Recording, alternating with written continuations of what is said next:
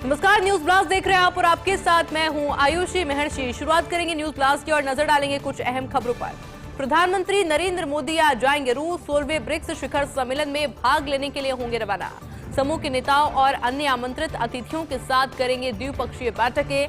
रूस के राष्ट्रपति व्लादिमीर पुतिन के निमंत्रण पर रूस जा रहे हैं प्रधानमंत्री नरेंद्र मोदी। कजान शहर में 22 और 30 अक्टूबर को आयोजन होगा ब्रिक्स शिखर सम्मेलन और ब्रिक्स संगठन विस्तार के बाद पहला शिखर सम्मेलन है। मिस्र, ईरान और साथ ही यूएई इस साल हुए हैं इस संगठन में शामिल। इससे पहले 8 जुलाई को प्रधानमंत्री नरेंद्र मोदी 2 दिवसीय यात्रा पर रूस गए थे।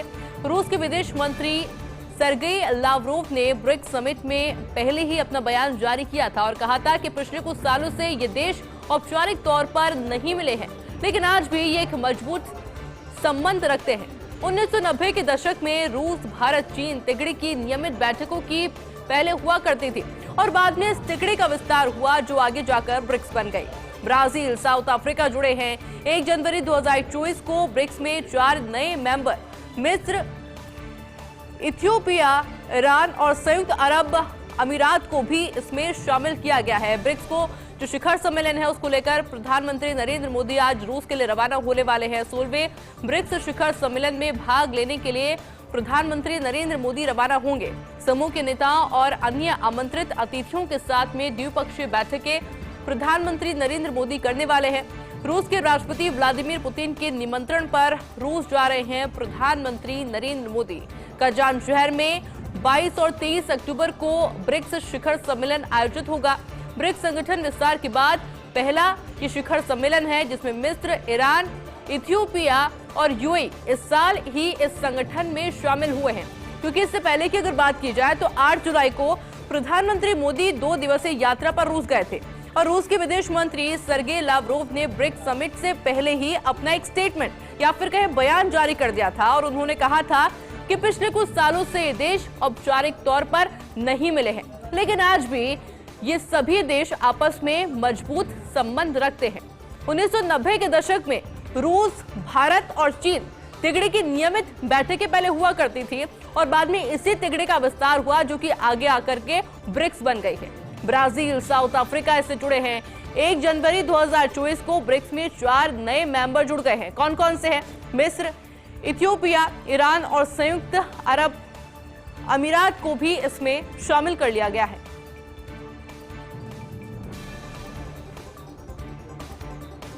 और भारत और चीन एलएसी पर पेट्रोलिंग के लिए सहमति बन चुकी है। पूर्वी लद्दाख में दोनों देशों के बीच में सुलझ सकता है सीमा विवाद। पूर्वी लद्दाख में टकराव भी में कमी आ सकती है। प्रधानमंत्री मोदी के ब्रिक्स समिट जाने से पहले ये बड़ा फैसला हुआ है जहां दोनों देशों के एलएसी पर पेट्रोलिंग के लिए सहमति बन गई है।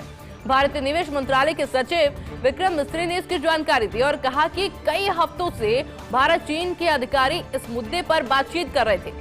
2020 में पैदा हुए सीमा तनाव को जल्द सुलझाने के लिए संकल्प भी पारित है। ब्रिक्स समिट में प्रधानमंत्री नरेंद्र मोदी, रूस के राष्ट्रपति व्लादिमीर पुतिन, चीन के राष्ट्रपति शी जिनपिंग समेत 10 देशों के राष्ट्रीय अध्यक्ष शामिल होंगे। बताया ये भी जा रहा है कि प्रधानमंत्री मोदी और जिनपिंग के बीच में मुलाकात हो सकती है। 2020 में गलवान में हुआ था चीन और भारत की सेना में टकराव।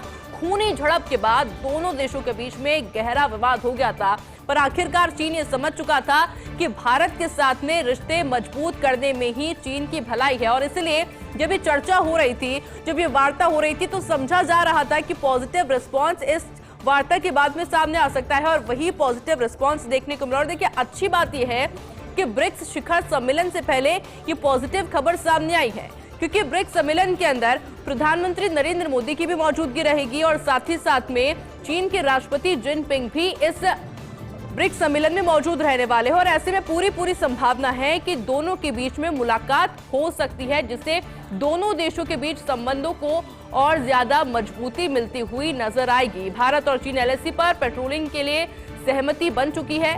पूर्वी लद्दाख में दोनों देशों के बीच में सुलझ सकता है सीमा विवाद। पूर्वी लद्दाख में टकराव में कमी आ सकती है। प्रधानमंत्री मोदी के ब्रिक्स समिट जाने से पहले बड़ा फैसला हुआ है और इसीलिए इसे बेहद पॉजिटिव माना जा रहा है। आपने देखा होगा कि जहां जहां प्रधानमंत्री नरेंद्र मोदी जब दूसरे देशों में गए हैं तो भारत के और दूसरे देशों के साथ में जो रिश्ते हैं और ज्यादा मजबूत होते हुए नजर आए हैं। इस वार्ता के बाद में प्रधानमंत्री नरेंद्र मोदी की और साथ ही में चीन के राष्ट्रपति जिनपिंग की मुलाकात अपने आप में बेहद खास और महत्वपूर्ण मानी जा रही है। दोनों देश एलएसी पर पेट्रोलियम के लिए सहमत हो चुके हैं। भारतीय विदेश मंत्रालय के सचिव यानी कि विक्रम मिस्री ने इसकी जानकारी भी दी थी। एक वीडियो साझा किया गया था और कहा था कि कई हफ्तों से भारत चीन के अधिकारी इस मुद्दे पर बातचीत कर रहे थे। 2020 में पैदा हुई सीमा तनाव को जल्द सुलझाने के लिए संकल्प भी पारित है। ब्रिक्स समिट में प्रधानमंत्री नरेंद्र मोदी, रूस के राष्ट्रपति व्लादिमीर पुतिन, चीन के राष्ट्रपति शी जिनपिंग समेत 10 देशों के राष्ट्रीय अध्यक्ष शामिल होंगे। बताया यह भी जा रहा है कि प्रधानमंत्री मोदी और जिनपिंग के बीच में मुलाकात हो सकती है।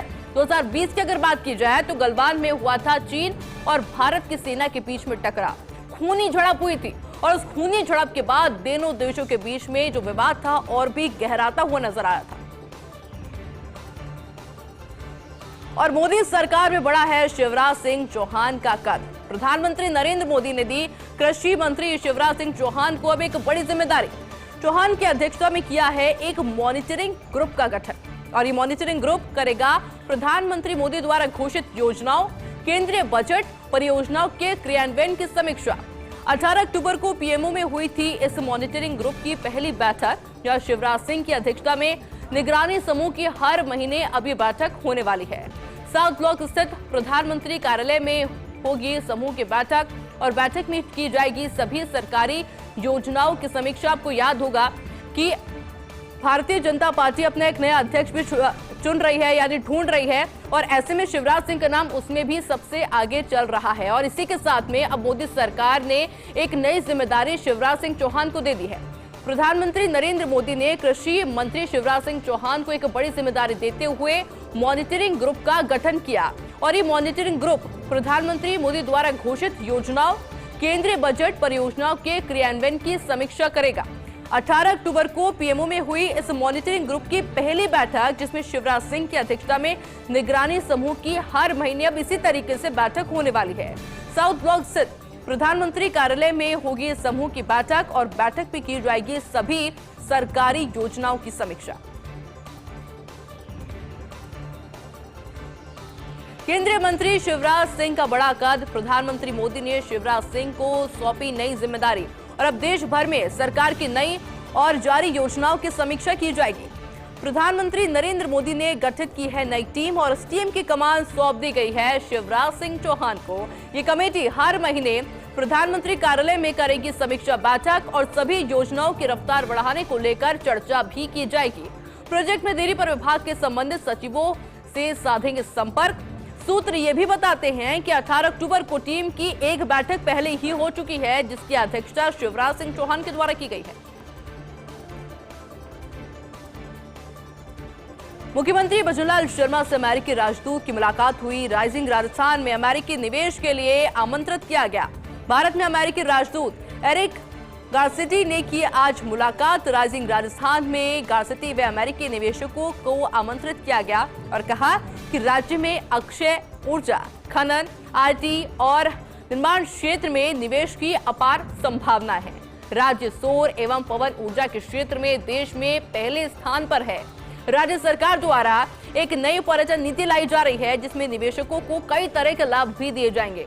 कौशल विकास, आईटी, बुनियादी ढांचे की आधुनिकीकरण, रक्षा प्रौद्योगिकी के क्षेत्र में निरंतर कार्य किए जा रहे हैं और इनमें निवेश के ढेरों अवसर है। अमेरिकी विश्वविद्यालय के राजस्थान में कैंपस खोलने, जेसीसी व डाटा सेंटर के क्षेत्र में भी काम करने के लिए आमंत्रित किया गया है। हालांकि इस मुलाकात के दौरान अमेरिकी राजदूत ने सहयोग की इच्छा व्यक्त की है। महिला विकास, ऊर्जा, शहरी विकास, खेलकूद क्षेत्र में भी अमेरिका द्वारा सहयोग की इच्छा व्यक्त की गई है। ग्रासिटी के नेतृत्व में आए प्रतिनिधि मंडल ने मुख्यमंत्री द्वारा दिए प्रस्तावों पर गहन रुचि दिखाई। यूएस एम्बेसी ने आर्थिक मामला अधिकारी डेमेन ड्यूबोर्ट, वरिष्ठ राजनीतिक सलाहकार A Sukesh, vice consul Alexander White, राजनीतिक अधिकारी हिना राव, सीएम एसीए शिखर अग्रवाल, प्रमुख शासन सचिव उद्योग अजिताभ शर्मा भी मौजूद रहे। और देखिए, मुख्यमंत्री भजनलाल शर्मा राइजिंग राजस्थान को लेकर पूरी तरीके से एक्टिव मोड में हैं और इसलिए अलग अलग देशों के दौरे भी किए जा रहे हैं और मीटिंग्स भी की जा रही है। अजय कुमार सिंह बने हैं झारखंड के नए डीजीपी। चुनाव आयोग ने वरिष्ठ आईपीएस अजय कुमार को नियुक्त किया है। राज्य का नया डीजीपी। अनुराग गुप्ता की जगह ली है अजय कुमार सिंह ने। झारखंड कैडर के 1989 बैच के आईपीएस अफसर है अजय कुमार सिंह। चुनाव आयोग द्वारा अनुराग गुप्ता को हटा दिया तत्काल प्रभाव से। गुप्ता के खिलाफ शिकायतों के आधार पर यह कदम उठाया गया। अनुराग गुप्ता के खिलाफ पिछले चुनाव में मिली थी काफी शिकायतें, जिसके बाद में यह एक्शन लिया गया है। फेस्टिव सीजन में मोदी सरकार की बड़ी सौगात। प्याज के रेट को कम करने के लिए सक्रिय हुई है सरकार और पहली बार देश की राजधानी दिल्ली पहुंची कांदा एक्सप्रेस। कांदा एक्सप्रेस ट्रेन महाराष्ट्र के लासलगांव रेलवे स्टेशन से देर रात दिल्ली पहुंची और दिल्ली के किशनगंज रेलवे स्टेशन पहुंची कांदा एक्सप्रेस। किशनगंज रेलवे स्टेशन पहुंचने पर उपभोक्ता मंत्रालय के अधिकारियों ने स्वागत किया। नासिक से 42 डिब्बों में प्याज लादकर दिल्ली पहुंची कांदा एक्सप्रेस। दिल्ली और इसके आसपास के बाजारों में की जाएगी करीब 2500 टन प्याज की दैनिक आपूर्ति। ये प्याज बाजार में 35 रुपए किलो की दर से आम लोगों को मिलेगा, जबकि दिल्ली के खुदरा बाजार में प्याज का दाम 75 रुपए किलो से ज्यादा है। दिवाली से पहले मोबाइल वैन, एनसीसीएफ और एनएफईडी के जरिए प्याज का वितरण होगा। और त्योहार पर सरकारी कर्मचारियों की बड़ी मांग पूरी हो सकती है। दीपावली से पूर्व वेतन जारी करने की मांग पूरी होने की संभावना है। वित्त मांगों को इसको लेकर की जा रही है कवायद और इसके तहत अन्य खर्चे रोककर दीपावली पूर्व वेतन देना शुरू हो जाएगा। सब कुछ ठीक रहा तो 28 अक्टूबर से वेतन जारी होना शुरू हो सकता है। सरकार के इस फैसले से आम और मध्यम वर्गीय परिवारों को एक बड़ी राहत मिलेगी।